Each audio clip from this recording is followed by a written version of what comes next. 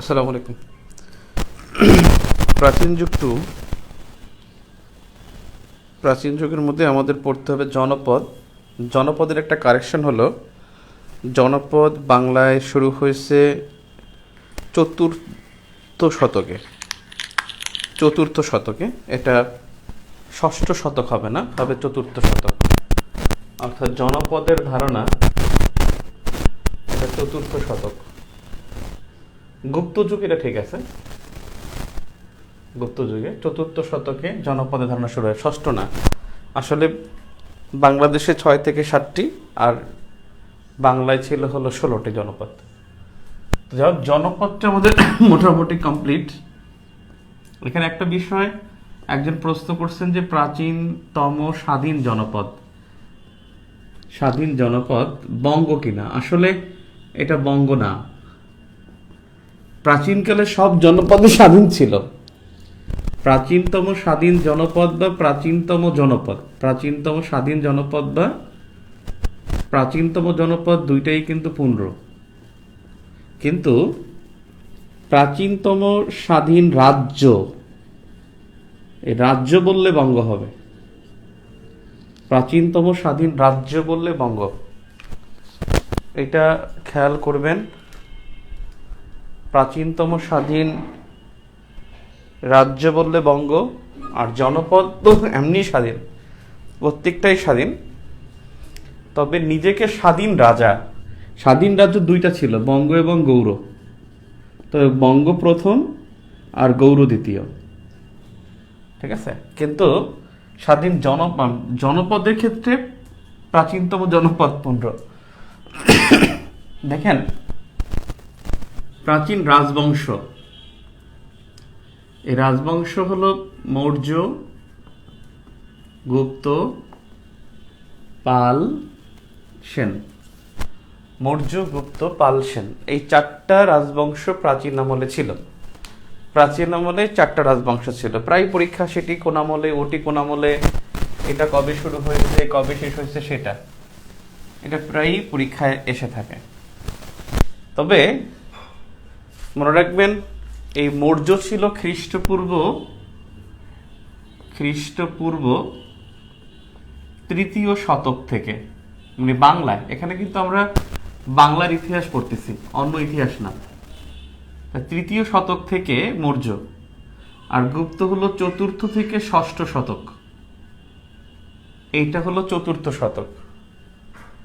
আর পাল ছিল 756 থেকে তার আংশিক এখানে ছিল, আর কিছুটা অন্য জায়গায় ছিল। মোট 400 বছর তার ক্ষমতা ছিল। এজন্য 756 থেকে পড়বেন, এটা সমাপ্তিটা আমরা বিস্তারিত ওটা পড়ার সময় দেখব।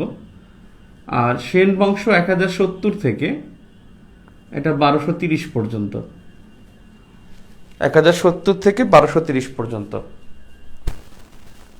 এখন বিষয়টা হলো যে 4টা রাজবংশের মধ্যে কে কখন আসছে। তাহলে আমরা লিখি, আগমনকারী, বুঝতেই পারছেন যে এটা ক্রমটা আগমনকারী, আগমন স্থল, আগমন স্থলের পূর্ব নাম, আগমন স্থলের পূর্ব নাম।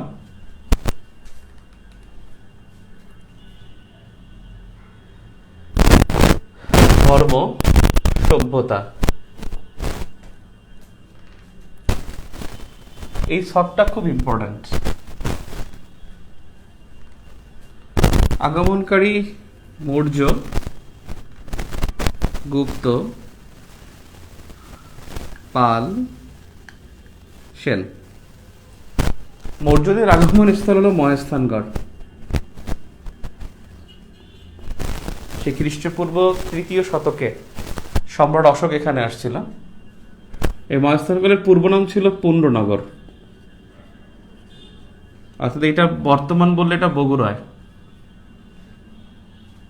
এর ধর্ম হিসেবে ছিল বৌদ্ধ, আর সভ্যতাও তারা গড়ে তুলেছিল বৌদ্ধ সভ্যতা। তাদের সভ্যতা গড়ে তুলেছিল বৌদ্ধ সভ্যতা।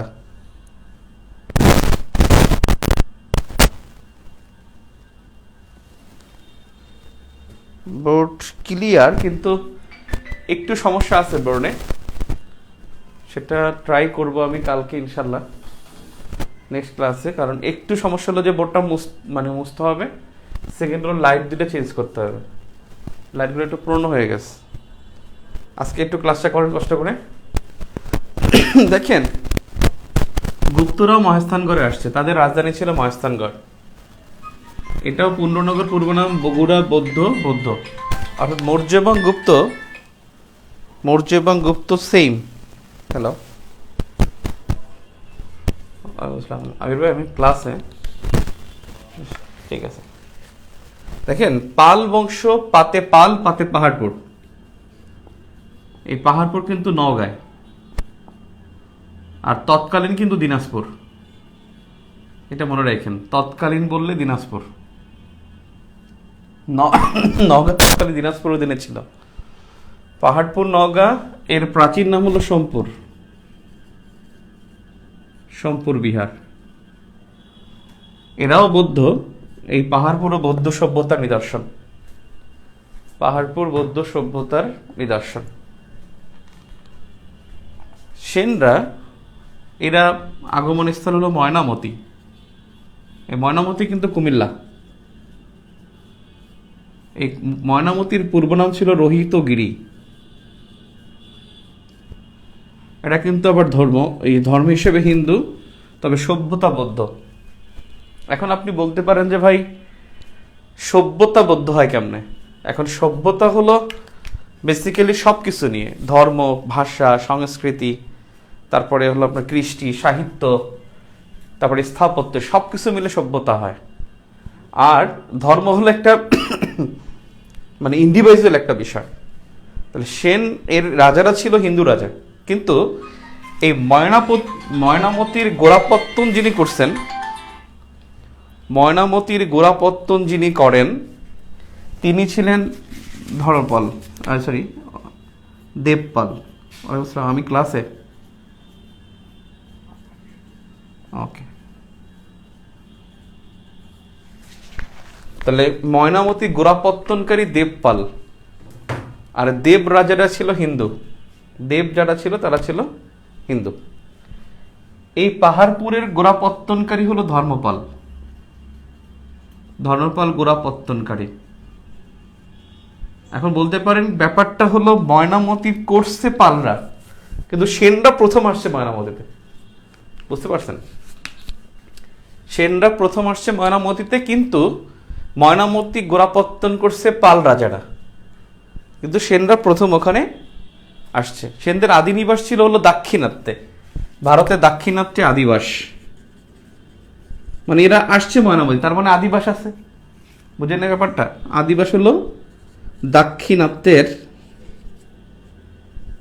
কর্ণাটকে, যেই কর্ণাটক এবছর একটা প্রদেশ হলো না কর্ণাটকে, ভারতে যে আপনার ওই যে কি জানি মুস্কান, আল্লাহু আকবার ধ্বনি দিয়ে এলো, সেটা। এখন একটা বিষয়, মৌর্য গুপ্তদের রাজধানী কিন্তু পাটলিপুত্র, বিহার। এটা হলো তাদের কেন্দ্রীয় রাজধানী। তাহলে কেন্দ্রীয় রাজধানী ছিল পাটলিপুত্র, বিহার। তাদের কেন্দ্রীয় রাজধানী হলো পাটলিপুত্র, বিহার, মৌর্য এবং গুপ্তদের। কিন্তু বাংলায় তাদের রাজধানী মহেস্থানগড়, দুজনেই মহেস্থানগড়। মৌর্য সাম্রাজ্যটা ছিল পুরো দক্ষিণ এশিয়া ব্যাপী, ছিল মৌর্য সাম্রাজ্য। পুরো দক্ষিণ এশিয়া ব্যাপী ছিল। আর গুপ্ত সাম্রাজ্য ছিল উপমহাদেশ নিয়ে। উপমহাদেশ মানে ইন্ডিয়া, পাকিস্তান, বাংলাদেশ, শ্রীলঙ্কা এবং মিয়ানমার, এরা হলো উপমহাদেশ। ইন্ডিয়া, পাকিস্তান, বাংলাদেশ, শ্রীলঙ্কা এবং হলো মিয়ানমার, এই কয়েকটা হলো উপমহাদেশ। দক্ষিণ এশিয়া না। শ্রীলঙ্কাকে অনেকে ধরে, অনেকে ধরে না।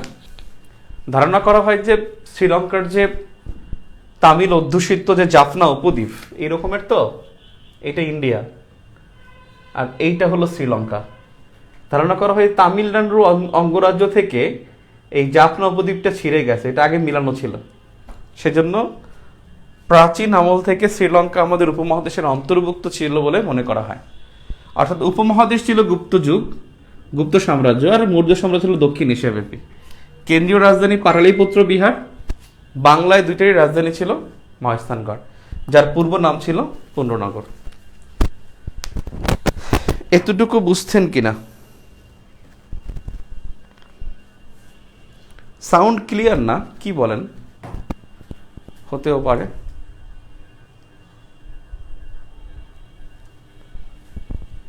সাউন্ড ক্লিয়ার না, হয়তো ব্যাটারিটা চেঞ্জ করতে হচ্ছে। নেক্সট ক্লাসে ব্যাটারি চেঞ্জ করব। বুঝছেন কিনা বলেন তো? এখন বুঝতে পারছেন আমি যতটুকু বললাম?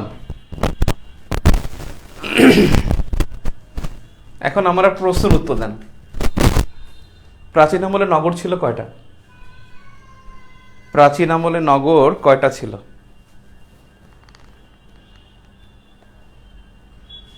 প্রাচীন আমলে নগর কয়টা ছিল? কতটি নগর ছিল? প্রাচীন আমলে কতটি নগর ছিল?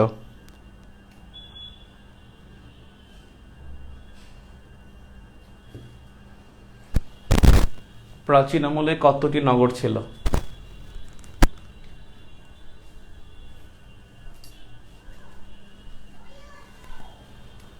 উত্তর পাইনি এখনো। 3টি। Mahmudul Hasan Rasel, thank you. রাবেয়া ফাতিমা বলছে 4টা। 4টা আসলে ছিল না, 3টা ছিল। প্রাচীনতম নগর ছিল 3টা, মহেস্থানগড়, পাহাড়পুর, ময়নামতি। মতে মৌর্য, মতে মহেস্থানগড়, পাতে পাল, পাতে পাহাড়পুর। ঠিক আছে। আর পালটা কিন্তু ময়নামতি ও গোড়াপত্তন করছে দেবপাল, আর পাহাড়পুর বা সোমপুর বিহার যেটা পূর্ব নাম ছিল এটাকেও করছে ধর্মপাল, আর দেবপাল করছে ময়নামতিকে। আর সেনদের আদিবাস ছিল দাক্ষিণাত্যের কর্ণাটকে। আর সেনরা বাংলায় প্রায় 200 বছর শাসন করেছে, আর পালরা ছিল 400 বছর। তাহলে যদি রাজবংশ বলে, রাজবংশ 4টা, মৌর্য, গুপ্ত, পাল, সেন। আর প্রাচীনতম স্থান বললে মহেস্থানগড়, পাহাড়পুর, ময়নামতি, 3টা। তো মনে রাখবেন বাংলার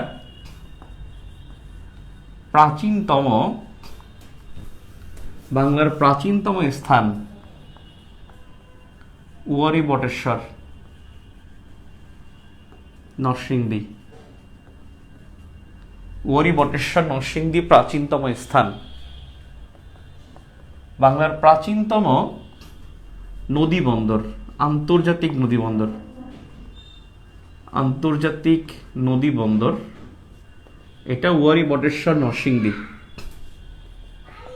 বাংলার প্রাচীনতম নগর মহাস্থানগড়। এটি 2400 মানে খ্রিস্টপূর্ব 2400,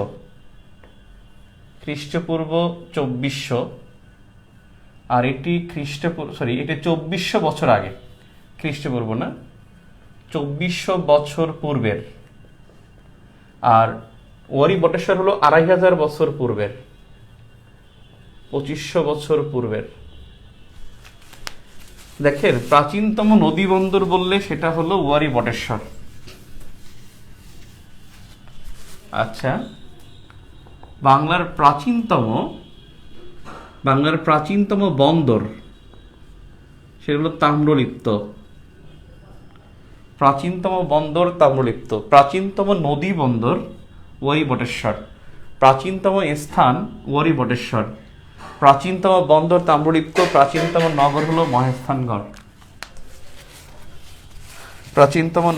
মহেস্থানগড়।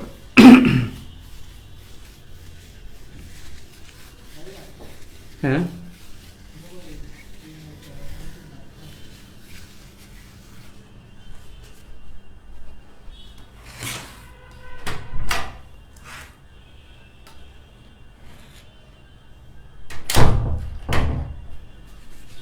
চারটার পার্থক্য বুঝতে হবে।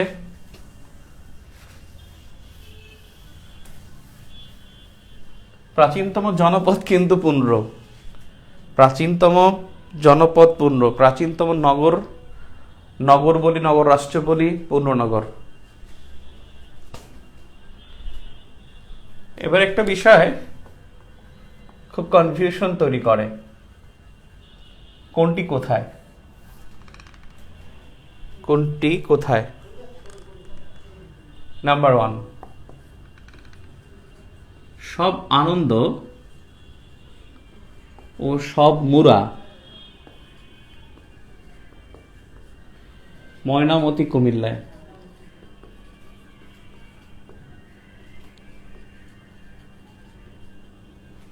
সব আনন্দ সব মুরা ময়নামতি কুমিল্লায়। দেখেন, আনন্দ যদি বলি আপনাকে, আনন্দ বিহার কোথায়? ময়নামতি কুমিল্লা। যদি বলি আনন্দ মুরা কোথায়? ময়নামতি কুমিল্লা। যদি বলি আনন্দ মঠ কোথায়? ময়নামতি কুমিল্লায়। আনন্দ থাকলেই, এক আনন্দ সিনেমা হল আছে ফার্মগেটে ঢাকার, আর আনন্দ নামে পরীক্ষা আসার মতো আছে সবই ময়নামতি কুমিল্লায়।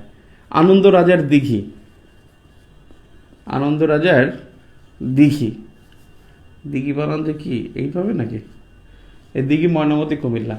এবারে সব মুরা, ধরেন বৈরাগীর মুরা, বৈরাগীর মুরা, এই বৈরাগীর মুরা বললে ময়নামতি কুমিল্লা। যদি ধরেন আপনাকে চাণক্য মুরা জিজ্ঞেস করলো, মুরা থাকলে ময়নামতি কুমিল্লা। ক্লিয়ার? তাহলে সব আনন্দ ময়নামতি কুমিল্লা, সব মুরা ময়নামতি কুমিল্লা। ক্লিয়ার? নাম্বার 2, সব গড় পঞ্চগড় মহাস্থানগড় বাদে। এখন এটা আসলে মহাস্থানগড় না, এটা মহাস্থান নগর।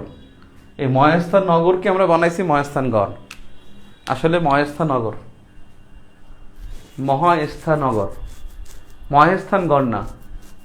ও মুরা জিজ্ঞেস করছেন একজন, মুরা কি? মুরা হলো, এটা হলো বৌদ্ধদের মানে কবরকে স্মরণীয় করে রাখা হয়।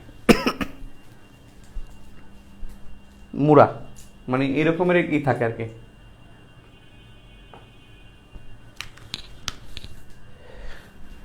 এরপরে হলো সব গড় পঞ্চগড়, যেমন ধরেন রাজনগড়, বিজনগড়। পঞ্চগড়ে 5টা গড় আছে, এই বিজনগড়, আবার বলেন না যে বীজনগর, আসলে বিজনগড়, বিজনগড়, রাজনগড়, আবার বলেন না যে রাজনগর, রাজনগড়, বুঝছেন? আর এটা হলো মহেস্থানগর। মহেস্থানগড় তো বগুড়ায়, মহেস্থানগড় বগুড়া, ওটা হচ্ছে মহেস্থানগর, আর আমরা বানাইছি মহেস্থানগড়। এটা হলো রাজনগড়, বলি যে রাজনগর, আসলে রাজনগড়, বিজনগড়। এগুলো বিষয়, এগুলো সব হলো পঞ্চগড়ে। আর যেগুলো বলতেছি সবই বৌদ্ধ সভ্যতার নিদর্শন, এগুলো সবই বৌদ্ধ সভ্যতা। বিহার বলেন, গড় বলেন, মঠ বলেন, সবগুলোই হলো ময়নামতি কুমিল্লা, সরি সবগুলো হলো বৌদ্ধ সভ্যতা। নাম্বার 3 হলো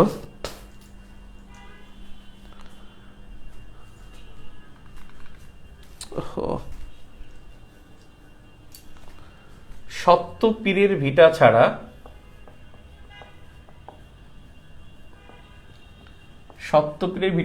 সব ভিটা মহাস্থানগড় বগুড়া। সত্যপীরের ভিটা ছাড়া সব ভিটা মহাস্থানগড় বগুড়া। এখন এই সত্যপীরের ভিটা, এটা হলো পাহাড়পুর নওগাঁ, পাহাড়পুর নওগাঁ। তাহলে সব ভিটা মহাস্থানগড় বগুড়া। তাহলে আমি যদি বলি বৈরাগীর ভিটা, বৈরাগীর ভিটা মহাস্থানগড় বগুড়া। যদি বলি আমি আপনার শ্রীপুরের ভিটা, শ্রীপুরের ভিটা মহাস্থানগড় বগুড়া। যদি বলি শ্রীভিটা, এটাও মহাস্থানগড় বগুড়া। তো ভিটা বললে আপনি শুধুমাত্র সত্যপীরের ভিটা পাহাড়পুর নওগাঁ দেখাবেন, আর সব মহাস্থানগড় বগুড়া দেখাবেন, ইনশাল্লাহ হয়ে যাবে, ইনশাল্লাহ হবে। দেখেন আমাদের বিহারগুলো বিভিন্ন জায়গায় আছে, বিহারগুলো আছে বিভিন্ন জায়গায়। তবে বিহারগুলো বিভিন্ন জায়গায় থাকলেও তিনটে জায়গার আগে বের করি আমরা। যেমন আছে আপনার হলুদ বিহার ও জগদ্দল বিহার, এই দুইটা বিহার হচ্ছে নওগাঁ, পাহাড়পুর নওগাঁ। এখানে বিহার একটু বেশি থাকবে, এটা স্বাভাবিক। হলুদ বিহার, জগদ্দল বিহার নওগাঁ। সোমপুর বিহার এটাও নওগাঁ, পাহাড়পুর নওগাঁ আর কি। এই সোমপুর বিহার এটার একটা বৈশিষ্ট্য আছে। এটার বৈশিষ্ট্য হলো যে এটি 8ম শতকে তৈরি হয়েছে। এটা ধর্মপাল প্রতিষ্ঠা করছে। এটা উপমহাদেশের বৃহত্তম বিহার। এটি উপমহাদেশের মানে প্রাচীনতম সর্বশ্রেষ্ঠ নিদর্শন,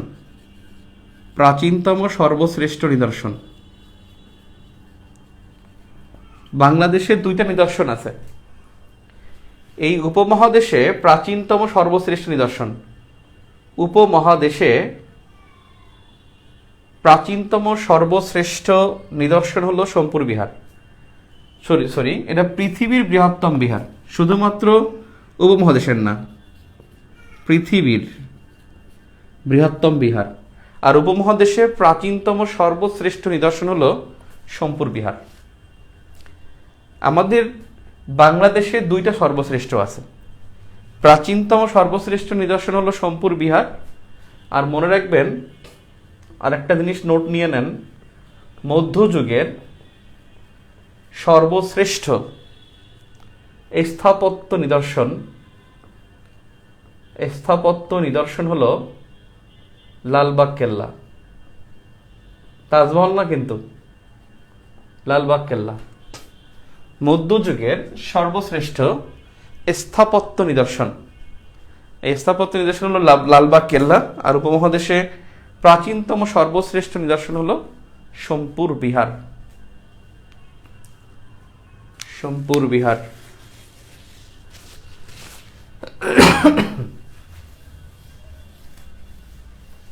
আপনারা কিন্তু খাতা বানাবেন 2টা, একটা হলো আমার ক্লাস থাকবে, আর একটা হলো কঠিনগুলো নোট করবেন, কঠিন ও ইম্পর্ট্যান্ট। আমি যখন ইম্পর্ট্যান্ট বলবো সেগুলো নোট থাকবে একটা আলাদা খাতায়, মানে শর্ট নোট থাকবে, ওটাও কিন্তু ডিটেল থাকবে না। অর্থাৎ যেটা পারবেন সেটা মাথায়, আর যেটা পারবেন না সে কঠিন এবং ইম্পর্ট্যান্ট সেটা খাতায় থাকবে। 2টাই 600 পাতার খাতা বানাবেন। একটা 600 পাতার খাতা আপনি লিখবেন ক্লাসে, আর একটা হলো কিছু ইম্পর্ট্যান্ট জিনিস। আমি যেটা বললাম এটা ইম্পর্ট্যান্ট, কিন্তু এটা দেখলে কিন্তু আপনার পুরো সিনোপসিসটা পেয়ে যাবেন। সো এটা নোট করবেন। পত্রিকা কিন্তু পড়তে হবে। পত্রিকা পড়েন তো?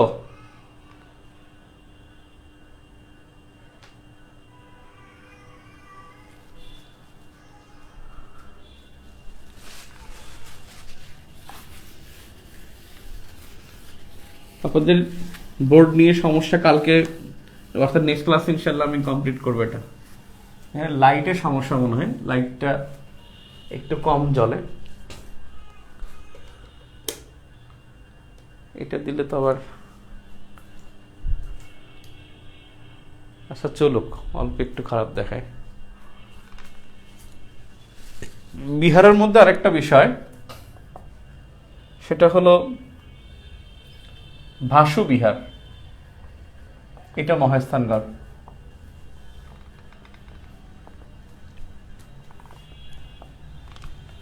ভাষ্য বিহার, মহাস্থানগড়।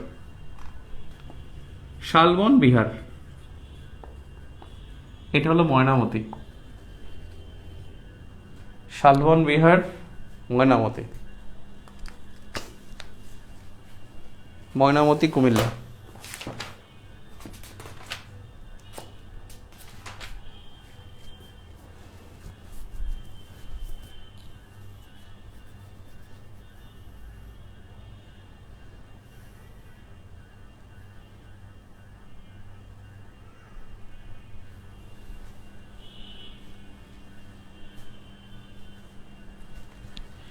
এছাড়া গুরুত্বপূর্ণ কয়েকটা বিহার আছে।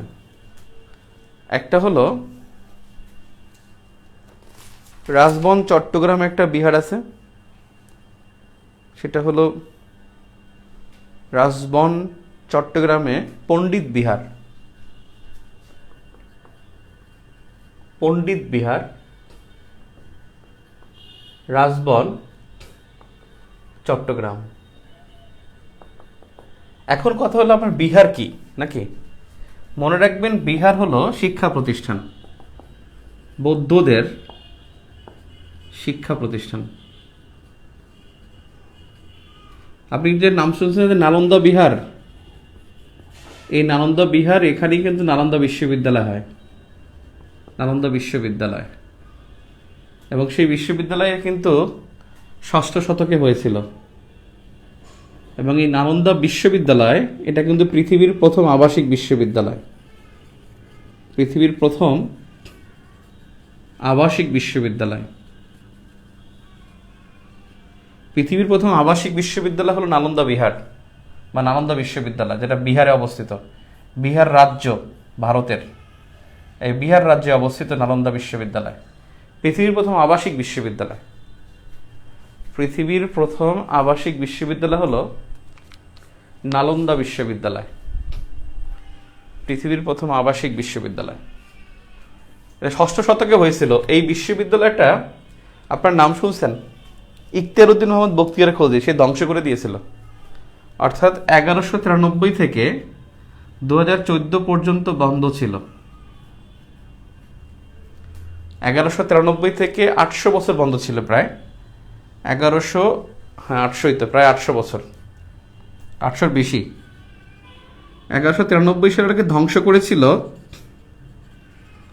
ধ্বংস করে বখতিয়ার খিলজি, বখতিয়ার খিলজি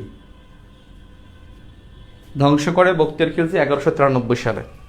এখন আপনার কাছে আরেকটা প্রশ্ন আসতে পারে, আমি বিহার থেকে আরেক জায়গায় চলে যাচ্ছি, যে পৃথিবীর প্রথম বিশ্ববিদ্যালয় কোনটা তাহলে? এবং পৃথিবীর প্রথম বিশ্ববিদ্যালয় কোনটা, পৃথিবীর প্রথম আবাসিক বিশ্ববিদ্যালয় কোনটা? আবাসিক বিশ্ববিদ্যালয় পাইলেন নালন্দা বিশ্ববিদ্যালয়।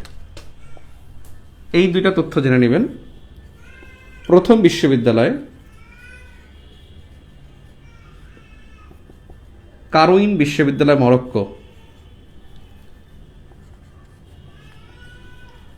কারোইন বিশ্ববিদ্যালয়, মরক্কো। আর প্রথম চালু থাকা বিশ্ববিদ্যালয়, এখন এটা তো চালু নাই, এখন চালু আছে, সেই বিশ্ববিদ্যালয় হলো আল আজহার বিশ্ববিদ্যালয়, মিশর।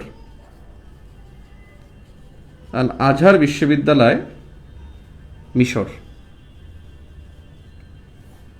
চালু থাকা বিশ্ববিদ্যালয়গুলোর মধ্যে প্রথম চালু থাকা বিশ্ববিদ্যালয় আল আজহার বিশ্ববিদ্যালয়, মিশর।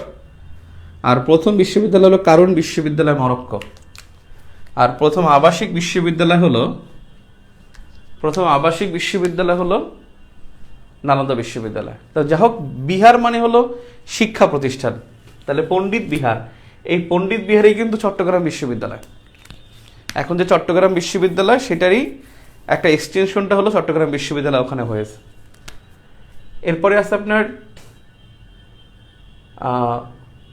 রাজবন চট্টগ্রামে হলো পণ্ডিত বিহার। আর কাপ্তাই, এখানে আছে মহামণি বিহার, মহামণি বৌদ্ধ বিহার, মানে বিহার তো বৌদ্ধই। এটা হলো কাপ্তাই, রাঙামাটি, কাপ্তাই রাঙামাটি। আর 3টা বিহার পড়বেন, সেখান থেকে অনেকবার পরীক্ষা আসছে, যেমন সীতাকোট বিহার, সীতাকোট বিহার, এটা হলো দিনাজপুর।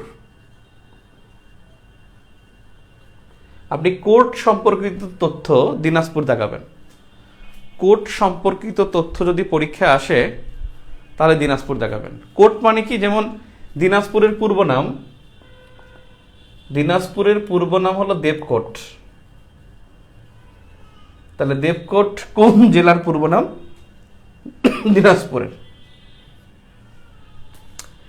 আরেকটা হলো সীমা বিহার,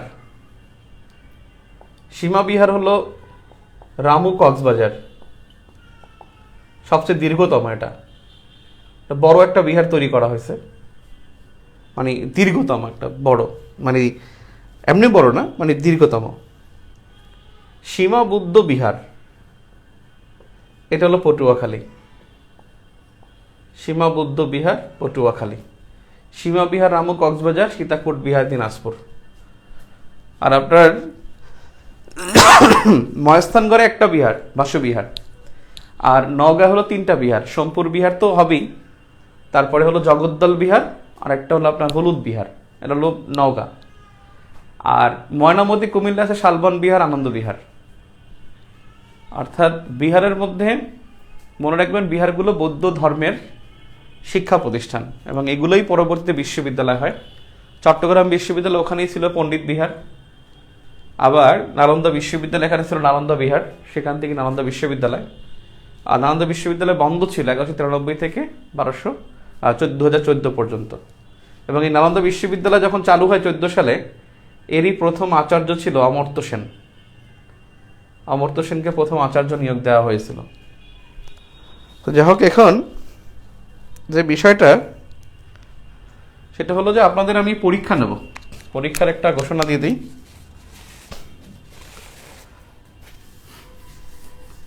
পরীক্ষা ইন্টারন্যাশনালটাও নেওয়া লাগবে, কিন্তু ইন্টারন্যাশনাল ক্লাস শুরু হওয়ার আগে নেই। আপনাদের প্রাচীন ইতিহাস, এটার উপর একটা লং ক্লাস লাগবে ইনশাল্লাহ। লং ক্লাসটা খুব সম্ভবত বৃহস্পতিবার নেব আমি।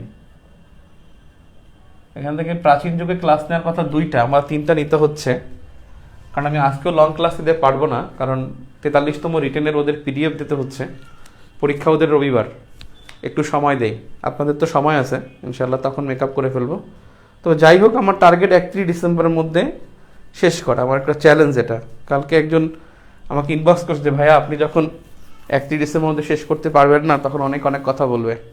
আমি বলছি যাই হোক, আমি এটা শেষ করার একটা একটা টার্গেট নিছি, এটা আমার চ্যালেঞ্জ হিসেবে নিছি, এটা আমি আসলে করতে চাচ্ছি ইনশাল্লাহ। তো বৃহস্পতিবার লং ক্লাস প্রাচীন ইতিহাসের উপরে। আর আমাদের পরীক্ষা হবে শুক্রবার ইনশাল্লাহ, শুক্রবার রাত 8:30টায়, এবং 9টায় সলভ ক্লাস। 9টায় সলভ ক্লাস হলো প্রিভিয়াস প্রশ্ন বাংলাদেশ। তবে প্রশ্ন অনেক বেশি মানে হলো 9টা তো রেগুলার বিসিএস হলো, অর্থাৎ 35, 36, 37, 38, 39, 40, 41, 42, 43, 44, 1, 2, 3, 4, 5, 6, 7, 8, 9, 10, এই 10টায় এখানেই প্রায় 280টা কোশ্চেন, কারণ 42 এবং 39টার মধ্যে 20টা করে কোশ্চেন ছিল।